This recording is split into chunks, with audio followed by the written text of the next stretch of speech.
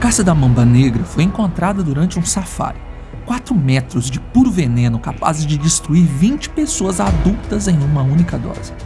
Geralmente essa serpente não possui predadores que a deixem assim, exposta nas terras áridas da savana. Por isso, o guia entrou em contato com a central e relatou que o episódio, que pode parecer pura rotina aos nossos olhos, era na verdade uma anomalia a ser investigada.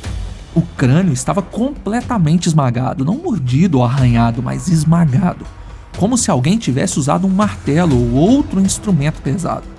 A coluna vertebral apresentava fraturas múltiplas em intervalos precisos, 41 pontos de impacto e, o mais perturbador, nenhum rastro. Como um confronto animal acontece sem deixar pistas?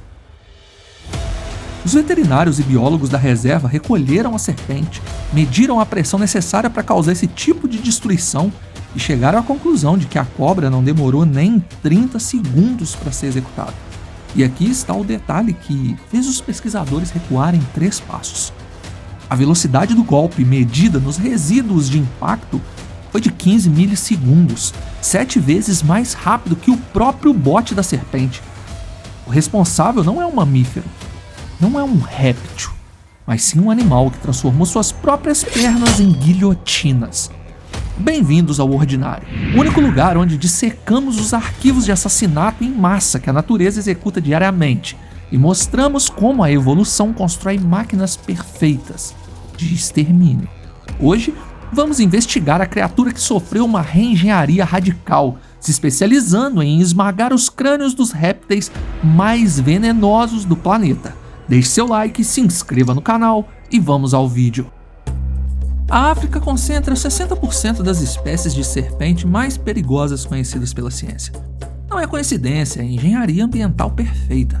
A abundância de presas herbívoras, o relevo horizontal sem obstáculos e o clima estável transformaram esse continente em uma incubadora gigantesca de veneno. A evolução dos répteis foi empurrada até o limite extremo da letalidade, e no topo dessa hierarquia de terror nesse continente estão 3 titãs venenosos. Primeiro, a mamba negra, 4 metros de neurotoxina ambulante. Ao contrário dos mitos, ela não ataca humanos ativamente, mas possui o gatilho de defesa mais intolerante e hiperreativo da natureza. Quando seu perímetro é violado e a fuga não é uma opção, ela não blefa. Ela avança para atacar sem medo e sem hesitação. O veneno paralisa a musculatura respiratória, interrompe a comunicação neural e causa morte por asfixia em menos de 20 minutos. Você morre consciente, sentindo seus pulmões travarem enquanto seu cérebro grita por oxigênio que não vem. Segundo a Naja Cuspideira, ela hackeou as regras do combate corpo a corpo. Sim, ela morde, mas não precisa morder nem precisa te tocar para te atacar. A 3, 4 ou 7 metros de distância, ela contrai glândulas especializadas e lança veneno em forma de névoa diretamente contra a córnea do oponente. Ela quase sempre vai mirar na cara, pois é ali onde existe mais possibilidade de o veneno atingir os olhos e entrar na corrente sanguínea. As enzimas proteolíticas dissolvem o tecido ocular em tempo real, cegueira permanente em 90 segundos. Você não vê o que te atacou até já estar cego. E claro, a picada leva à morte. Terceiro, a víbora assopradora, responsável pelo maior número de mortes por envenenamento em toda a África. Seu mecanismo de sobrevivência é a camuflagem absoluta. Ela não emite calor corporal detectável, misturando-se perfeitamente ao solo seco e permanecendo imóvel por horas. Ela contra-ataca com velocidade de relâmpago quando qualquer pressão é exercida sobre ela. A mordida vem antes que o cérebro processe que havia algo no chão.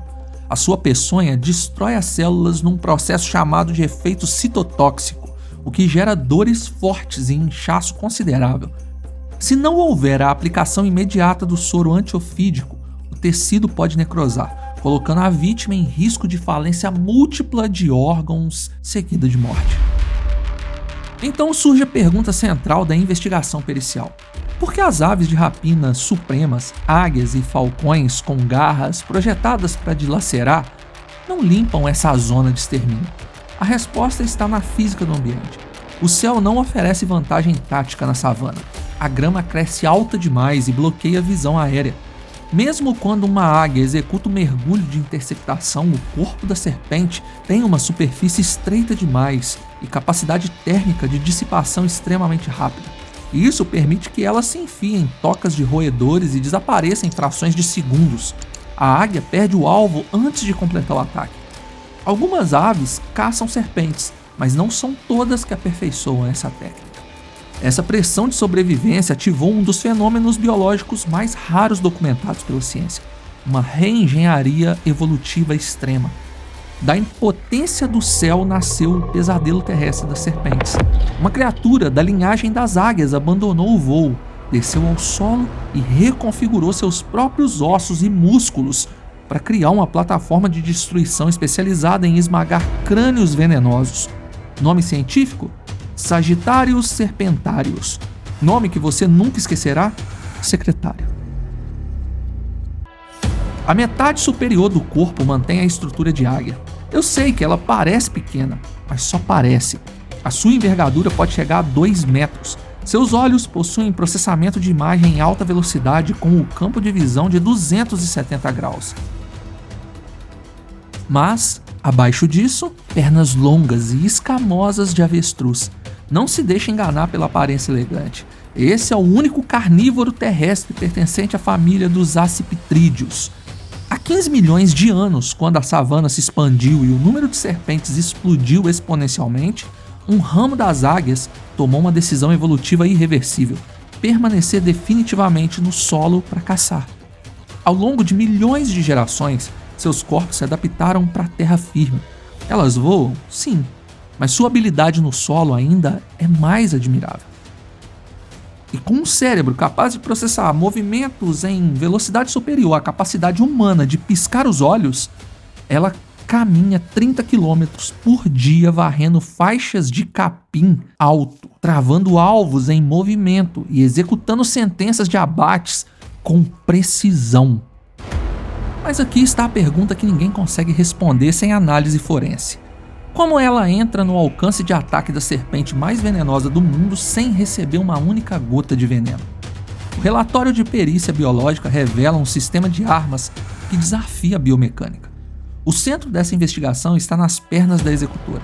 Elas não são apenas meio de locomoção, são plataformas de entrega de força cinética letal. O bote da mamba negra, do repouso até a perfuração da carne, leva entre 50 e 70 milissegundos. Um piscar de olhos humanos leva 150 milissegundos. Em teoria, a serpente sempre acerta antes da reação defensiva. Mas câmeras de alta velocidade mediram o ataque do secretário em 10 e 15 milissegundos, 4 a 7 vezes mais rápido do que a velocidade da mamba negra.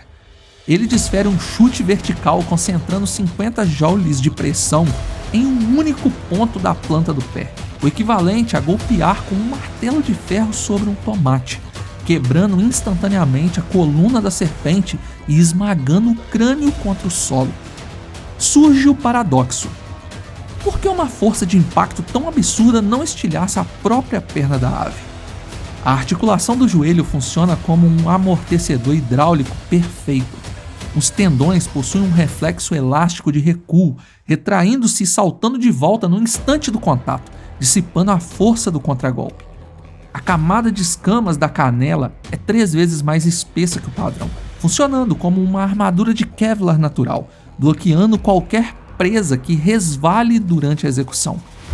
A arma está identificada, mas diante de uma máquina que cospe veneno a 3 metros ou de um assassino camuflado na terra arenosa, a força bruta não basta. A forma como a executora se aproxima da vítima segue uma arte marcial biológica padronizada em 5 etapas: varredura de sinal, pressão psicológica, ataque de precisão, expulsão e pisoteamento, que é o golpe final. O confronto clássico no Serengeti. Uma mamba negra adulta detecta a ave, enrola-se e ergue o corpo. É a postura de guerra. Diante dela, o secretário executa um movimento oposto ao medo. Abre os 2 metros de envergadura das asas. O objetivo é desorganizar o fluxo de ar e criar sombras massivas que desorientam o sistema de percepção térmica e visual da serpente. A mamba negra perde a referência espacial. A mamba Avança a 5 metros por segundo. O veneno está pronto. O secretário inclina a cabeça exatos 17 graus. As presas passam raspando. No instante em que a serpente perde impulso e abaixa a cabeça, surge o ponto cego. A ave lança a perna, 41 chutes lançados em exatos 8 segundos. 90% dos golpes acertam diretamente a região do pescoço e do crânio. Abate instantâneo. A ave ganhou. Na natureza, o predador mais letal raramente é o que você vê. É o silencioso, o invisível. Aquele que não ataca de frente, ele drena, aos poucos, até que não sobra mais nada para te salvar. Com o seu patrimônio, a lógica da selva é idêntica. Existe um ladrão que nunca vai arrombar sua porta, mas todo mês ele entra e leva embora um pedaço do que você levou anos construindo. Ele tem nome, se chama inflação, imposto mal planejado, se chama dinheiro parado no lugar errado. E o pior, ninguém te ensinou a se defender. Patrimônio sem estratégia é castelo sem muro. E na UVP, em 8 semanas, o Raul Sena te mostra exatamente como fechar cada uma dessas brechas. Para quem já tem um patrimônio maior, eles vão além. Uma consultoria personalizada para blindar, organizar e fazer o seu dinheiro multiplicar. Mas eu vou ser direto, esse programa foi feito para quem já tem uma renda mensal acima de 4.500. Se esse é você, cada mês sem estratégia é um mês que o predador ganha terreno. Não precisa digitar nada. Aponta a câmera do celular para o QR Code na tela ou clica no link fixado nos comentários. São 10 segundos. Você descobre o seu perfil e o caminho para multiplicar e proteger o que te custou anos para construir. Nem mesmo a víbora sopradora escapa. Ao detectar a serpente camuflada, a ave não avança para o risco. Executa um protocolo de expulsão forçada. Circula, bate as asas e pisa com força no chão, enviando ondas de choque pelo solo. A serpente entra em pânico, abandona a camuflagem e foge para uma área aberta. Sem cobertura, ela é apenas mais uma vítima despachada pela seleção natural. Se você está assistindo até aqui, faz parte do grupo que entende que a natureza é um campo de batalha perpétuo. Inscreva-se agora, sua inscrição é de graça e nos ajuda muito. Derrotar a presa é o primeiro passo. Como consumir quantidade suficiente de neurotoxina para matar dezenas de pessoas sem que os órgãos internos colapsem? Bem, a resposta destrói mitos populares. Não há imunidade mágica no sangue da ave. Se a serpente acertar a mordida, a ave sucumbe. A questão aqui reside na diferença entre veneno injetado e substância tóxica ingerida. O veneno é uma proteína complexa. Ele destrói tecidos e nervos quando circula no sangue, mas no estômago, sem via de entrada para o sistema circulatório, é apenas proteína, ou seja, alimento. O secretário processa a presa com um rigor estéril. Sacode o corpo para quebrar os reflexos musculares pós-morte, pois serpentes mortas ainda mordem. Em seguida, engole sempre pela cabeça. Engolir pela cabeça impede que as escamas travem mecanicamente o esôfago e garante que o crânio e as glândulas de veneno sejam envelopadas pela musculatura digestiva, evitando vazamentos. No estômago, o ácido clorídrico quebra as ligações peptídicas do veneno imediatamente. No período reprodutivo, um casal de secretários caça até 6 serpentes venenosas por dia, 180 execuções por mês, mais de 2.000 répteis venenosos eliminados por ano, um genocídio controlado operando em escala industrial. Mas os ecologistas documentaram uma falha sistêmica nessa contenção. O executor supremo está sumindo do mapa. Um ecossistema fraturado sempre colapsa. Nós sempre olhamos para o secretário pela lente de sua biologia bizarra, mas a realidade nua e crua é que ele controla, e muito bem, os números de serpentes altamente nocivas no continente africano. Porém, esse sistema de defesa natural está sendo erradicado. Quando a expansão humana fragmenta a savana com infraestruturas e matagais não naturais, a plataforma de caça da ave é destruída.